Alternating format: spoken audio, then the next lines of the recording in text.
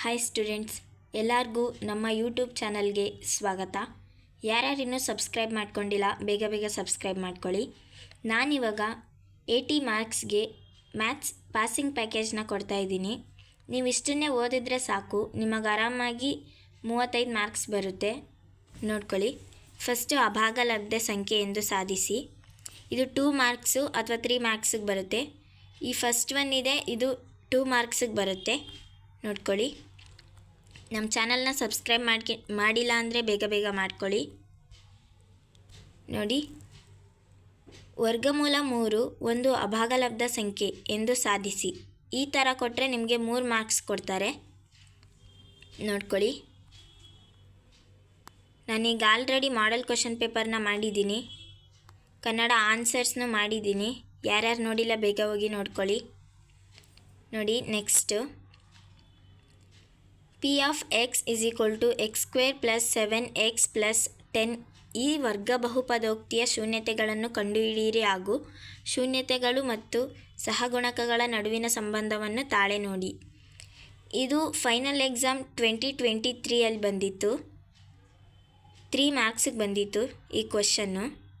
So ನಾವು ಏನು ಹಳೆ ಮಾಡೆಲ್ ಪೇಪರು ಅಥವಾ ಎಕ್ಸಾಮ್ ಪೇಪರಲ್ಲಿ ಬಂದಿರುತ್ತೆ ಆ ಕ್ವಶನ್ಸನ್ನೇ ಕೊಡ್ತಾಯಿದ್ದೀವಿ. ನೀವು ಓದ್ಕೊಂಡ್ರೆ ನಿಮಗೆ ಪ್ರಿಪ್ರೇಟ್ರಿನಲ್ಲಿ ಪಕ್ಕಾ ಬರುತ್ತೆ. ಈ ಥರ ಅಥವಾ ಈ ಥರ ಇರೋ ಬೇರೆ ಕ್ವಶನ್ ಕೊಡ್ಬೋದು, ನಂಬರ್ಸ್ ಮಾತ್ರ ಚೇಂಜ್ ಆಗುತ್ತೆ ಮ್ಯಾಥ್ಸಲ್ಲಿ. ನೋಡ್ಕೊಳ್ಳಿ, ಇದೇ ಕ್ವಶನ್ನು. ನೋಡಿ, ಆನ್ಸರ್ ಇಲ್ಲೇ ಇದೆ, ಬರ್ಕೊಳ್ಳಿ ಬೇಕಿದ್ದರೆ. ನೀವು ಇದೊಂದು ವಿಡಿಯೋ ನೋಡಿದರೆ ಸಾಕು, ಮ್ಯಾಥ್ಸಲ್ಲಿ ಪಾಸ್ ಆಗಲ್ಲ ಅನ್ನೋರು ಕೂಡ ಪಾಸ್ ಆಗ್ತೀರಾ. ನೆಕ್ಸ್ಟ್ ನೋಡಿ, ವರ್ಜಿಸುವ ವಿಧಾನದ ಮೂಲಕ ರೇಖಾತ್ಮಕ ಸಮೀಕರಣಗಳನ್ನು ಬಿಡಿಸುವಿಕೆ. ವರ್ಜಿಸುವ ವಿಧಾನ 2 ಮಾರ್ಕ್ಸಿಗೆ ಬರುತ್ತೆ, ನಿಮ್ಗೆ ಗೊತ್ತೇ ಇದೆ ಅದು. ನೋಡಿ, 3x + y = 15 ಮತ್ತು 2x - y = 5 ಈ ಸಮೀಕರಣವನ್ನು ವರ್ಜಿಸುವ ವಿಧಾನದಿಂದ ಬಿಡಿಸಿರಿ. ನೋಡಿ, ಆನ್ಸರ್ ಇಲ್ಲೇ ಇದೆ. ನೋಡಿ,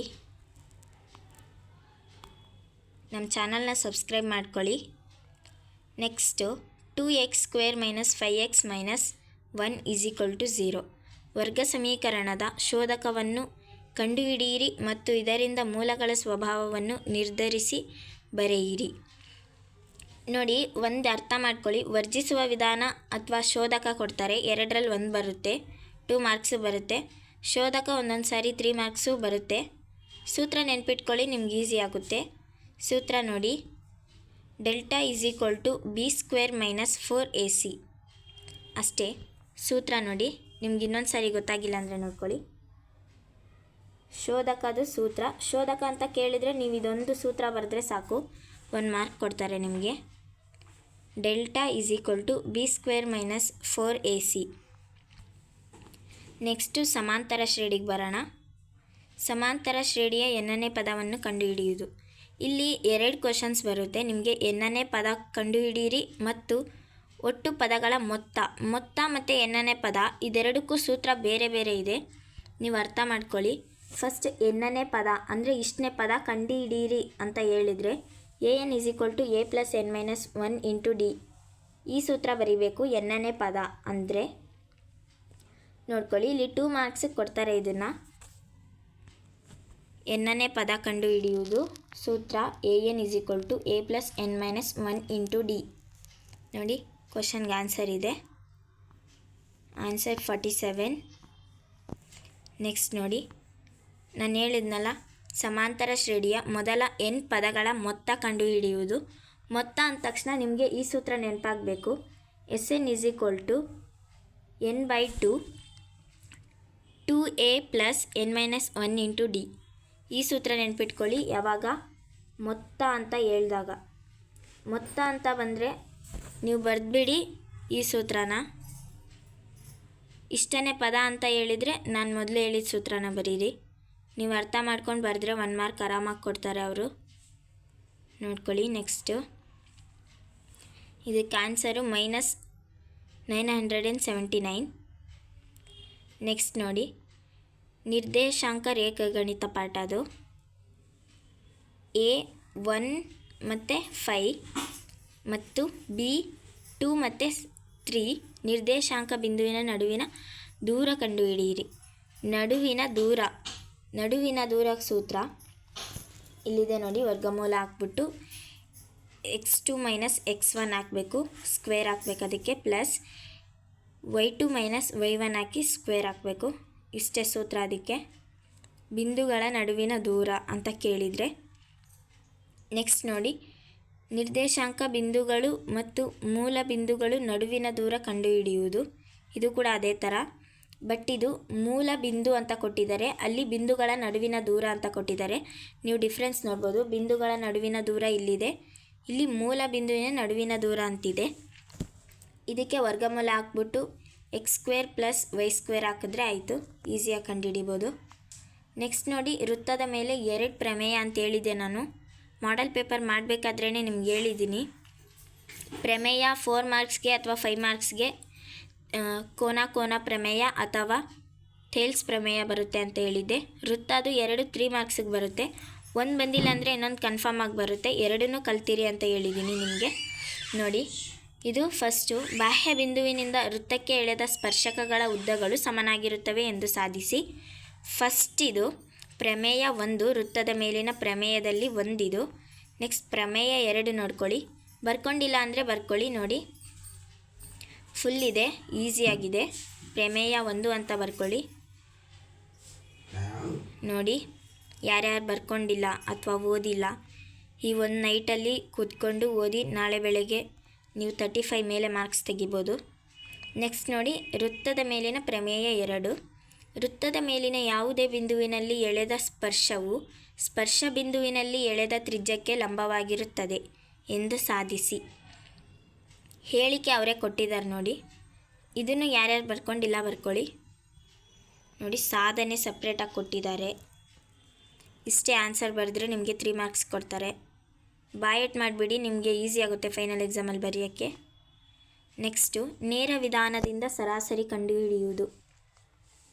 ಸರಾಸರಿ, ಮಧ್ಯಾಂಕ ಅಥವಾ ಬಹುಲಕ 3ರಲ್ಲಿ ಒಂದು ಬಂದೇ ಬರುತ್ತೆ. 3 or 2 ಮಾರ್ಕ್ಸ್ಗೆ. ಇಲ್ಲಿ ನೋಡಿ, ಸರಾಸರಿ ಕಂಡುಹಿಡಿಯೋದು 3 ಮಾರ್ಕ್ಸಿಗೆ ಬಂದಿದೆ.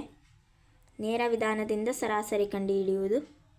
ನೋಡಿ, ನೇರ ವಿಧಾನದಿಂದ ಸರಾಸರಿ ಅಂದ ತಕ್ಷಣ ನೀವು ಇಲ್ಲಿ ಸೂತ್ರ ಇದೆ ನೋಡ್ಕೊಳ್ಳಿ. ಸಿಗ್ಮಾ F1 ಇಂಟು x1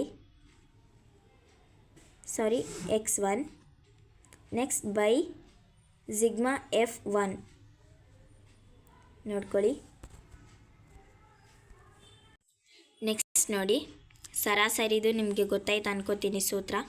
ಲೆಕ್ಕ ಗೊತ್ತಾಗಿಲ್ಲ ಅಂದರೂ ಪರವಾಗಿಲ್ಲ, ನೀವು ಸೂತ್ರನೇ ಬರೆದ್ಬಿಟ್ಟು 1 ಮಾರ್ಕ್ಸ್ ಕೊಡ್ತಾರೆ ನಿಮಗೆ ಸೂತ್ರ ಮಾತ್ರ ಬರೆದ್ರೆ. ನೆಕ್ಸ್ಟ್ ನೋಡಿ, ಅಂದಾಜು ಸರಾಸರಿ ವಿಧಾನದಿಂದ ಕಂಡುಹಿಡಿಯಿರಿ. ನೋಡಿ, ನೆಕ್ಸ್ಟು ಅಂದಾಜು ಸರಾಸರಿ ವಿಧಾನ ಅಂದ ತಕ್ಷಣ ಈ ಸೂತ್ರನೇ ನೆನ್ಪಿಟ್ಕೊಳ್ಳಿ. A plus sigma F1 into D1 by sigma F1. ನೋಡಿ, ಇಷ್ಟೇ ಸೂತ್ರ, ಈಸಿ ಇದೆ. ಬಹುಲಕಕ್ಕೆ ಬರೋಣ. ನೆಕ್ಸ್ಟ್ ಬಹುಲಕದು ಅಷ್ಟೇ ಸೂತ್ರ ನೋಡಿ ಇಲ್ಲಿದೆ. ನೀವು ಕರೆಕ್ಟಾಗಿ ಅರ್ಥ ಮಾಡ್ಕೊಳ್ಳಿ. ನಿಮಗೆ ಸೂತ್ರ ಬರೆದ್ರೆ 1 ಮಾರ್ಕ್ ಸಿಗುತ್ತೆ.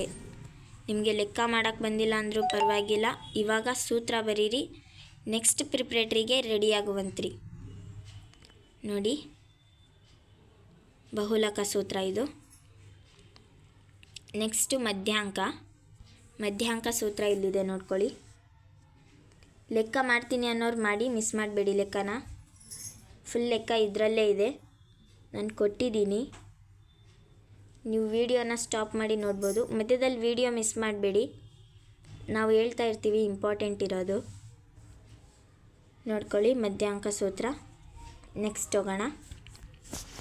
ರೇಖಾತ್ಮಕ ಸಮೀಕರಣಗಳ ಜೋಡಿಗೆ ನಕ್ಷೆಯ ವಿಧಾನದಿಂದ ಪರಿಹಾರವನ್ನು ಕಂಡುಹಿಡಿಯಿರಿ. ಗ್ರಾಫ್ ಎಲ್ಲರಿಗೂ ಗೊತ್ತು, 4 ಮಾರ್ಕ್ಸಿಗೆ ಬರುತ್ತೆ. ಇದನ್ನು ಈಸಿಯಾಗಿ ಬರೆಯೋದು ಹೆಂಗೆ ಅಂತ ಇದರಲ್ಲಿ ಕೊಟ್ಟಿದ್ದಾರೆ ನೋಡ್ಕೊಳ್ಳಿ. ನಾನು ಮಾಡೆಲ್ ಪೇಪರ್ ಮಾಡಬೇಕಾದ್ರೆ ಕರೆಕ್ಟಾಗಿ ಹೇಳ್ಕೊಟ್ಟಿದ್ದೀನಿ ನಿಮಗೆ. ಯಾರ್ಯಾರು ನೋಡಿಲ್ಲ, ಈಸಿ ಮೆಥಡಲ್ಲಿ ಮಾಡೋದನ್ನು ಮಾಡೆಲ್ ಪೇಪರ್ನ ಒಂದು ಸಾರಿ ಹೋಗ್ಬಿಟ್ಟು ನೋಡಿ. ನಮ್ಮ ಚಾನಲ್ಗೆ ವಿಸಿಟ್ ಮಾಡಿ ಒಂದು ಸಾರಿ.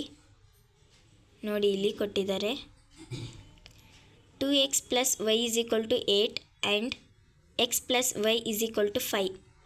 ನೋಡಿ, ಈ ಕಡೆ ಸೈಡ್ ಒಂದು ಲೆಕ್ಕ ಇದೆ, ಈ ಕಡೆ ಸೈಡ್ ಒಂದು ಲೆಕ್ಕ ಇದೆ.